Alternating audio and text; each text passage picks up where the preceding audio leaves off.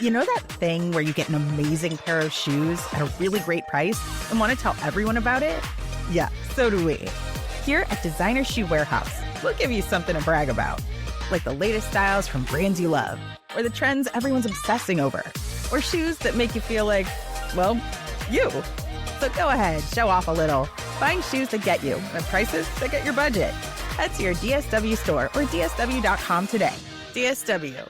Let us surprise you. Welcome to the No Guilt Mom podcast. I'm your host, Joanne Crone. And oh my goodness, we're going to talk about an issue that is so plaguing my world. And I know the world of our No Guilt Mom Inner Circle members as well. It is sleep, especially not wanting to go to sleep at night.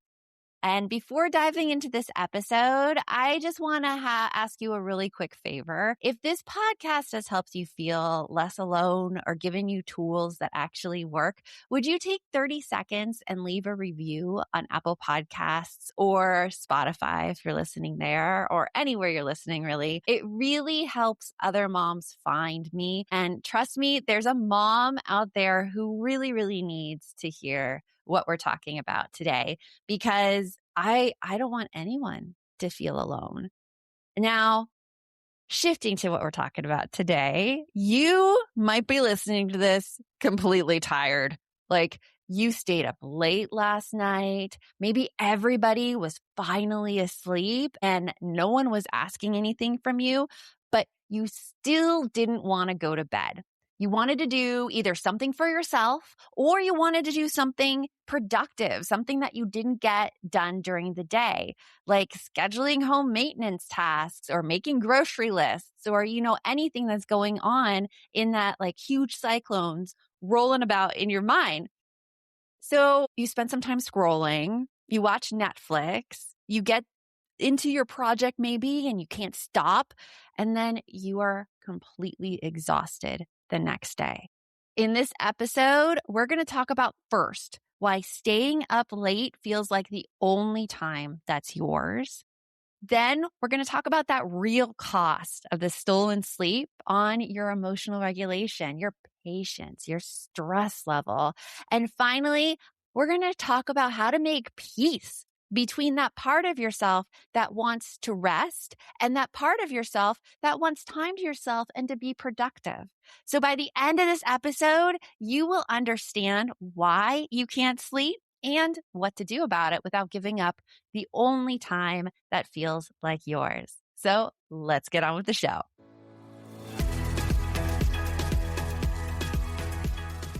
You have been giving all day. Like, it feels like your day is planned to the minute. Your calendar may be even time blocked, but you may not even be listening to those time blocks. I get into that as well, like looking at the time blocks on my calendar, and I'm like, no, I don't want to do that today. That's not going to happen. I want to do something far more interesting and entertaining. It's funny because I follow this couple on Instagram. It's called ADHD Love. They are my favorite account right now. It is a wife who has ADHD, and her husband, who they thought was neurotypical, is actually on the autism spectrum. It really showcases, and I haven't seen anything else like this, it really looks like the relationship between me and my husband. As with me, especially with the things I have to do during the day, I will go say I'm doing one thing, and then I will see something else that looks a little bit more entertaining, a little more fun. It's not the thing I want to do. It's not the thing that I'm supposed to be doing, but I think that's the appeal.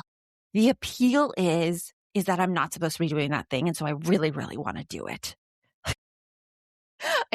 Are you identifying with me right now? For instance, if I go into my bedroom and my role right now, what I'm supposed to be doing, what my calendar tells me I should be doing, is I should be reaching out and pitching myself on podcasts, because that's something that I do. I have a book, The Best Mom is a Happy Mom, that just came out, and I need to get it out there. It's a really hard activity because there's a lot of rejection and I don't want to do it. And so I see this pile of clothes in my room, my laundry hamper, and I'm like, yes, now is the time to fold all of my laundry and put it in those drawers and get the feeling of satisfaction, right? Do you know what I'm talking about? It's this whole demand avoidance where even I can't tell myself what to do with my time. You may be having this right now during your day, or maybe you're like a task monster during your day. I mean, I have days like that too. They're usually called Mondays. And that is when I am able to go through a task list and just go bam, bam, bam, bam, bam. That is the only day of the week that I can do it. Only day. Every other day, it is a fight. Like it is a fight where I have to bargain with myself throughout the day, being like, okay, Joanne, put on the timer for just 20 minutes. Just 20 minutes. And all you have to do is work on this dreaded task for 20 minutes and then you're done. Literally, that's what like the rest of my days look like because I can't stay focused on something. Usually when I set the timer though for 20 minutes, I do get into the task and then I don't want to stop it. So it's all about what's going on in your brain at that time.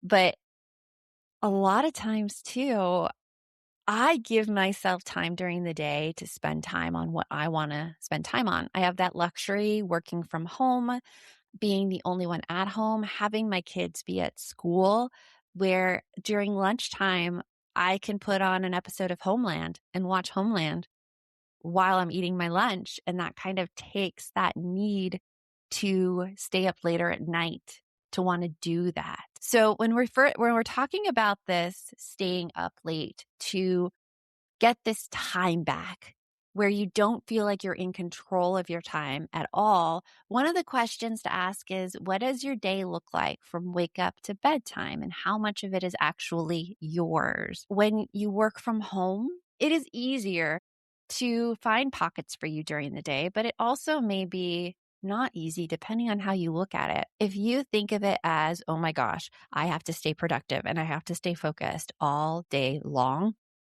it's going to be harder for you to take time off. Something to look at if you work from home is there a time of day where you are not productive at all in your job, where you just start looking through all the social media and kind of drop off? Mine is after lunch. And so that's usually the time that I decide to take a break and do something that I actually want to do, not what I should do, not scheduling a workout during that time, because that falls into the should category.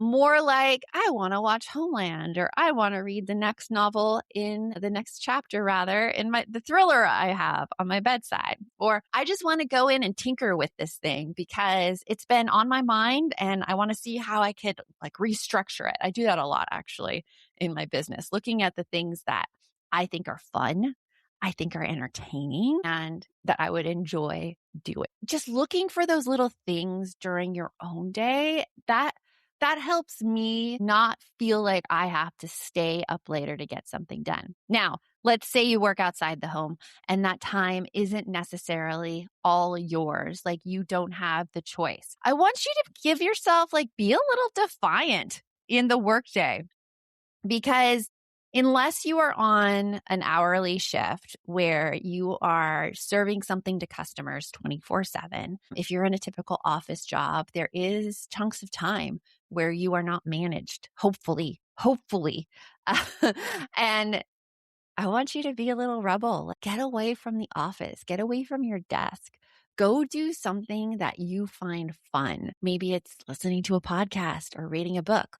Rebel thing can you do during that time to kind of take your time back? Or if you feel like you really need to be productive, what little task can you do during that time to help you so you don't feel like you need to stay up late to do it? Right? We had a coaching call in Inner Circle, and this was the topic of our discussion, how you have all the kids in bed and then you have planned to do this kind of like loafing. And loafing is such a good thing. I mean, how often do you just get to like sit there and kind of figure out like, oh, what do I feel like doing in this given moment that is not completely planned out and structured? That's something you need. That's a great, great thing. But then it might go into, oh, I found this really cool project. I'm going to get into this. And then all of a sudden you're staying up late and you don't get the sleep that you need for the next day to be actually productive, to be happier, to be patient the next day. And I want to tell you, like, this isn't being bad at time management. Like, you are not failing here. You are not like not being responsible here. In fact, you're probably being ultra responsible. Definitely the opposite. You're trying to be as productive as possible and use your time to your best, like absolute peak. But it's fallen short because I find in myself and I find in my clients that when you try to be really, really productive, it's like your brain almost is like, no, we're not going to do this. We're going to like take your focus elsewhere because I can't be productive 24/7. It's just not going to work out. This is about not having any time that actually feels like yours and probably having a little too much on your plate. Your body knows it. Your brain knows it. And coming up next, we are going to figure out how that affects the rest of your day and also how that might affect your emotional regulation, along with some ideas to help you out. But before we take that break, hey, have you registered yet for the Happy Mom Summit? It starts on March 2nd. It's completely free. You can go get your free ticket. You're going to hear from so many speakers and just have a blast in our community. I host it. Go right now to register.happymomsummit.com/2026 to get your free ticket. And we're going to talk about the real cost of stolen sleep on your emotional regulation. Okay, real talk. I have approximately 47,000 photos on my phone. I wish I was joking. And every year I tell myself, this is the year I'm going to do something with all of these memories. And then I don't. Because who has time to sit there arranging photos into layouts for hours? Well, I finally did it. And I need to tell you about Journey Print because it was honestly so much easier than I expected. Here is what blew my mind. Their AI auto arranges your photos into this beautiful book in seconds. You upload your pictures from your phone and their smart algorithm organizes everything by date and location. It even adds maps. So my book isn't just random photos. It's actually the story of our year. I made this year in review book and flipping through it with my kids, seeing our trip to Paris last year, the first day of school where my daughter's a senior, and even just silly everyday moments, it hit me how fast this year went. And now we have this gorgeous, gorgeous book to hold on to because the quality is premium, like really nice satin paper. And they plant a tree for every order, which I love. Creating it took me maybe 15 minutes. That's it. No joke. Go to journeyapp.com/podcast/NGM and use code no guilt to get 30% off your next purchase. That's Journey spelled JOURNIAPP.com/podcast/NGM and use code no guilt at checkout. For years, I avoided tracking my spending because every time I looked at where my money went, all I felt was shame. Like, why did I spend that much on groceries? I shouldn't have bought that. It was like a highlight reel of all my worst financial decisions. And that shame, it kept me stuck. I couldn't make any real progress toward my goals because I was too busy beating myself up about the past. Set yourself up for financial success this year. Monarch is the all-in-one personal finance tool designed to make your life easier. It brings your entire financial life, budgeting, accounts, and investments, net worth, and future planning together in one dashboard on your phone or laptop. Feel aware and in control of your finances this year and get 50% off your Monarch subscription with code NOGUILT. What changed everything for me was finding a tool that keeps me focused on where I'm going, not where I've been. Monarch shows me my savings goals, my debt payoff timeline, my whole financial picture in one place. So instead of dwelling on last month's mistakes, I'm actually planning ahead and watching myself get closer to real milestones, No shame, just progress. Set yourself up for financial success in 2026 with Monarch, the all-in-one tool that makes proactive money management simple all year long. Use code NOGUILT at monarch.com for half off your first year. That's 50% off your first year at monarch.com with code NOGUILT. I used to think my kids' meltdowns were just about being tired or overstimulated, but here's what I didn't know. 50% of kids suffer from hidden hunger. Even if they're eating, they might not be getting the nutrients their brains actually need to regulate emotions and focus. And listen, if you've got a picky eater who lives on chicken nuggets, I mean, haven't we all had that experience? You're probably dealing with big emotions and meltdowns that feel never ending. That's why I'm obsessed with First Day Daily multivitamins. They're designed specifically to fill those nutrient gaps, and they work for the whole family. I take the women's multivitamin, and honestly, they're so tasty, which really, really matters to me because if a vitamin doesn't taste good, I forget to take it. But First Day, I actually look forward to it. What I also love is how transparent they are. No added sugar, no artificial dyes or crushed bones. Yes, that's a thing.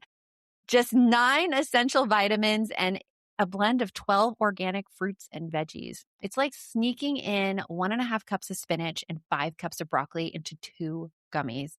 Plus, they're age specific because a toddler's needs aren't the same as a teen's or yours. For a limited time, our listeners get up to 57% off and a free gift with code NGM at firstday.com. That's up to 57% off with code NGM at firstday.com. And please tell them No Guilt Mom sent you right after this. When you're tired, everything hits harder. You get triggered more easily. You snap faster. You have less patience.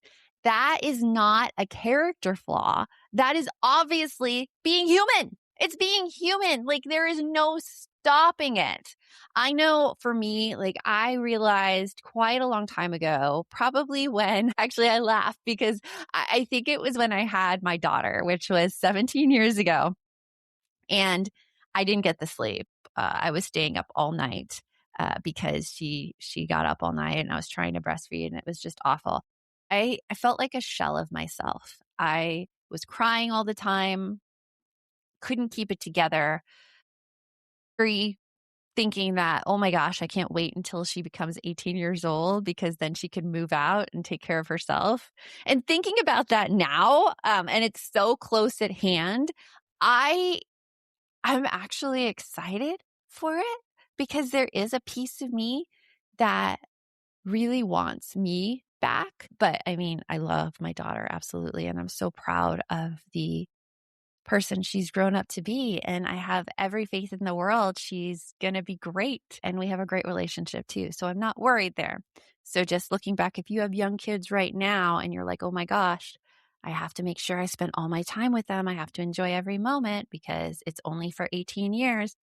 It's not. I want to tell you, it just gets better and better and better. And they become such cool people. So just letting you know that right there. But this whole sleep issue, I showed up differently. I was not as present for my husband during that time. I did not enjoy being around anyone at that time. I was like really easily triggered, where things would make me angry, where I would really get into tears, where I turned to food and eating to solve that problem, to solve like that ache in my body. You know, that ache in your body that you get when you're just not sleeping well? I have to say, like, I'm 44 right now. I'm going into perimenopause. And the sleep issue is real. I am on hormone replacement therapy based on, I just got hormonal headaches and I really wanted to get rid of them, the migraines. And something that helps a lot with the sleep, because tell me, if you're in this perimenopause stage too, it's not so much like the falling asleep, although it may be, the waking up at night and then not being able to get back to sleep. And it's all about like hormone regulation. And so when you're on hormone therapy, you're given progesterone at night. That progesterone knocks me out like nothing else. But now I'm progressing so that certain times during my cycle, I need actually 2 progesterone to completely knock me out. And it's normal. It's women's biology. So I do want to put that in there as kind of like a little check in your brain. If you are around the age that perimenopause is starting, and I mean, that's anywhere after the age of 35, like it starts early, and sleep is an issue, check that with your doctor.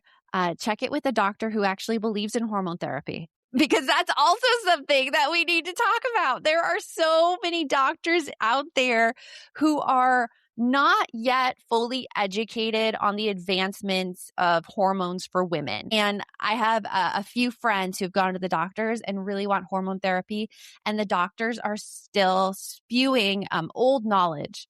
They're spewing the knowledge that it'll increase your cancer risk, which it will it's by such a minuscule amount. And there are precautions that can be taken if you are at a high breast cancer risk.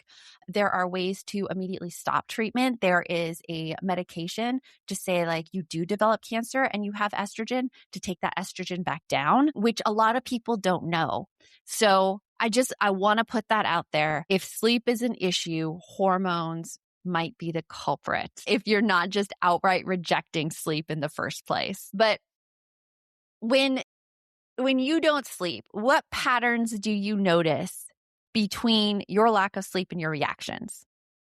I'm guessing that you were probably less patient. You're probably more tired, less energetic. Like if you want to work out, there's no desire or drive whatsoever, because you can hardly take yourself up off your chair.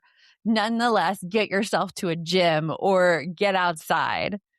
And your stress level's probably higher too. You can't just like roll with things and let it slide off your back. You're really tight and stressed and just a ball of anger, and it is able to like lash out at anyone at any time, just because of the importance of sleep. Now, you've probably heard, if you're listening to this podcast, that sleep also relates to longevity. Like Alzheimer's disease, there's believed to be a sleep correlation. There's a book out there called Why We Need Sleep. And in it, it talks about how the sleep cycle, I think it's either deep sleep or REM sleep, where it cleans out the parts of your brain, the things that form in your brain that are liable to cause Alzheimer's and dementia in the future. So the more sleep you get, the more that cleaning process happens, the less likely dementia and Alzheimer's will happen. The book is fascinating. I will put a link to that book in the show notes if you're interested in it and want to get some more information. But there's just all sorts of benefits to you getting sleep, your health, your patience, your stress levels. So I ask you this question: what would change if you treated rest more as a preventative care instead of something that you will do later or something that is easily pushed off? Like, what would change if you thought of sleep as vaccines? And if you turned off this podcast when I mentioned vaccines, that's okay. It's not for you. But vaccines are one of those things that have been scientifically proven to prevent large scale illness. And going to get a vaccine means that you are protected in the future from getting this illness. So if you treat sleep like something to protect yourself in the future, like what habits do you think you'd want to change, appeals to you to change? This was a question that I asked in our coaching call in Inner Circle. And I want to take you through the process that I took the Inner Circle member through as well, because I think it's really, really helpful when you're fighting between these two parts of yourself, one that wants time for yourself and the other that wants your long-term health and your mood and your patience to improve. Because I want you to be able to show up the way you want to show up for yourself and for your family. And so that strategy is coming up next. When I was an elementary school teacher, I saw firsthand how beautifully different every kid is. Some thrived working independently, others lit up during in-depth projects, and others excelled in completely different ways. And the best part, when kids get to learn in the way that works for them, amazing things happen. And that's exactly why so many families are turning to K-12 powered schools. These are tuition-free, online accredited public schools for kindergarten through 12th grade. And if the traditional classroom isn't a perfect fit for your child, K-12 can help them thrive. K-12 knows that every student learns differently, whether your child needs more flexibility or an education that's more personalized. K-12 will give them the support they need. Students learn at their own pace with curriculum tailored to meet their goals, needs, and interests, all taught by state-certified teachers who are trained in online education with hands-on, innovative technology that makes learning interactive. K-12 has more than 25 years experience helping students gain the skills they truly need to thrive in the future, and it could be perfect for your child too. Join the more than 3 million families who have been served by K-12 and empower your student to reach their full potential now. You can make the switch at any time. Go to k12.com/NGM today to learn more. That's the letter K, the number 12.com/NGM. K12.com/NGM. This episode is brought to you by Progressive Insurance. Fiscally responsible, financial geniuses, monetary magicians. These are things people say about drivers who switch their car insurance to Progressive and save hundreds. Visit Progressive.com to see if you could save. Progressive Casualty Insurance Company and Affiliates. Potential savings will vary. Not available in all states or situations. Close your eyes. Focus. Listen to work getting done with Monday.com. Relax as AI does the manual work, while your teams are aligned on a single source of truth. Feel the sensation of an AI work platform, so flexible and intuitive, it feels like it was built just for you. Notice you're limitless. Now open your eyes, go to Monday.com, start for free, and finally, breathe. Here's what really happens when you are fighting sleep. You actually have two parts of yourself that are going against each other. One part wants the rest. It knows, like you've listened to this podcast, like the past 20 minutes, you know that it gives you more patience. You know that it helps you, your general sanity level. You know that you're in a better mood when you get sleep and you feel less exhausted and you have more energy. You know it and you want it. But the other part of you wants to feel like a person. It wants to be able to spend time on the things that you decide you want to spend time on. It wants to be able to get those things done that you didn't check off your list during the workday, or maybe the stuff that you didn't feel like working on during the workday, like is so often the case with me. Right now, those two pieces of you, they are at war. They are at conflict. It's probably why you started this episode in the first place, because you're like, I don't know how to fix this problem. So here is an exercise that comes from the world of NLP. NLP is called neuro-linguistic programming. And simply put, it looks at how we process information and see the world. And then by the questions asked, helps you uncover what's holding you back. That's the simplest way I can describe it. So I want you right now to name those two parts of you. Maybe you want to name one rest, and maybe you want to name the other one fun. Now, ask yourself, what does rest really want? What does it want? And some things that may be going through your mind is it wants freedom. It wants peace. It wants some health, like you want to be healthy. It wants you to have more energy. It wants you to have more focus. It wants you to be more motivated. Like rest wants some really great things. It wants you to be happy. Now, let's go check in with the fun part. What does the fun part want from you? Well, it wants to do its own thing and have things done. And maybe you didn't name this part fun. Maybe you named this part something else, like productivity. Your productivity wants you to be able to check off things off your to-do list that you didn't get done during the day that are still like growing around in your head like a little cyclone and won't let you sleep. Does that sound familiar? Or maybe your productivity also wants peace and calm because you're associating that productivity.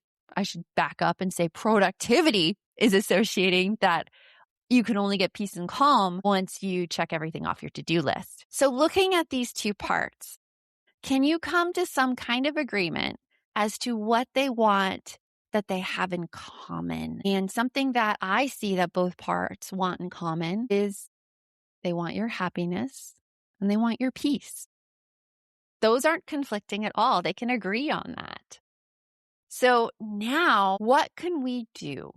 What can you do so that you have happiness and you have peace at night?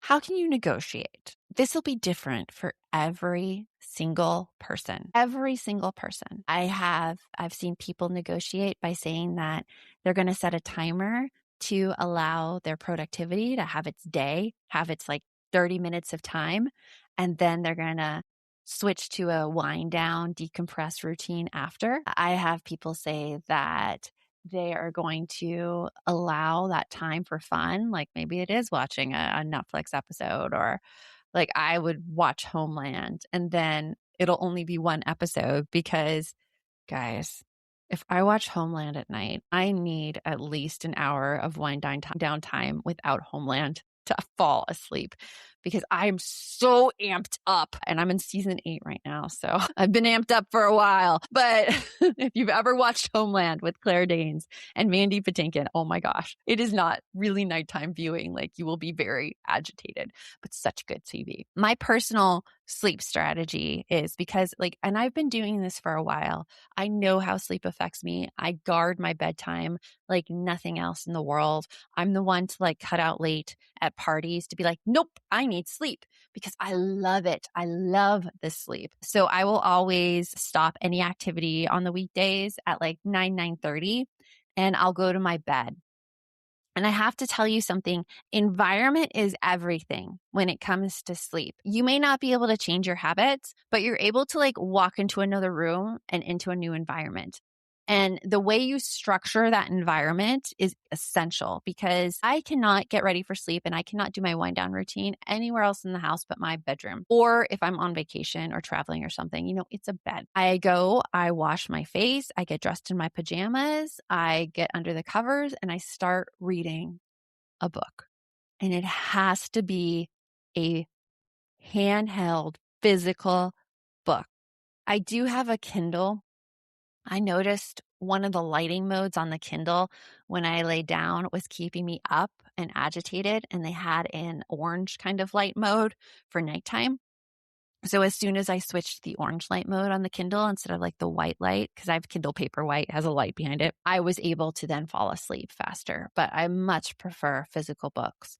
I don't set my own bedtime with that. I just start reading. And about depending how tired I am throughout the day, about 30 minutes in, I start feeling my eyes just become so much heavier. And it becomes harder for me to focus on the words, visually focus on the words. Everything kind of gets blurry. And that's when I know I'm okay, bookmark down in, book over on the table. I am ready for sleep.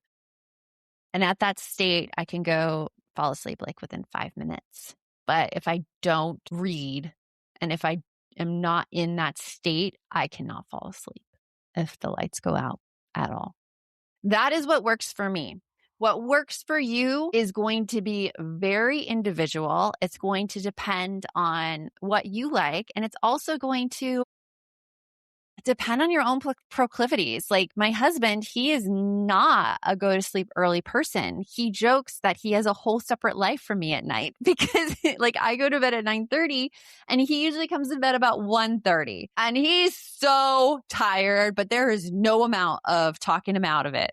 There's no amount of saying, hey, you may need a little more sleep. I just leave it be because that's what helps him feel good. And he doesn't see it as a problem yet. If you're seeing your sleep as a problem, this is the time to take action. But if you're not seeing your sleep as a problem, you think of it as something that you just should do, this isn't the time to work on it. You don't have a big enough why to change your habits, because changing your habits is tough. It's going to take some work, and you're going to have to use some resources that you haven't in the past to actually change. So just keep that in mind when you are thinking of how you want to get more sleep and how you can convince your body to get sleep. So during this episode, we talked about negotiating those two parts, what they want, coming to an agreement, and then finding that agreement and testing it out. Also asking yourself in that agreement you come to about how to make both those parts happy. Are there any objections? Is there any part of you that's like, oh, I can't do that? Really look at those. And if you want my help in doing that as a coach, come on over and join the No Guilt Mom Inner Circle, and I get to help you through that. My goal as a coach is to ask you the questions to unlock what areas that you may have beliefs that are keeping you stuck and in one space. So I put the link for the No Guilt Mom Inner Circle down in the show notes. Come and check it out. It's only $10 for your first month. So what do you have to lose? And then I get to meet you personally. It'll be a great time. Remember, you don't have to choose between your rest and your freedom. You can make that negotiation, make that agreement, and you just have to stop making sleep the thing you sacrifice to get it. So I can't wait to hear how you are taking this episode and putting it into action. If you haven't yet signed up for that Happy Mom Summit, go to register.happymomsummit.com/2026. Your ticket is free. However, I have a great VIP pass for you. Really consider getting it. You get all the sessions as well as workshops and special VIP only workshops, a workbook to keep your thoughts centered through the process, and you get a month free in the No Guilt Mom Inner Circle. So even better, even better. Thanks for being here. If this one hit home, please share it with a mom who's staying up too late because it's the only time that feels like hers. And remember, the best mom is a happy mom. Take care of you, and I'll talk with you later.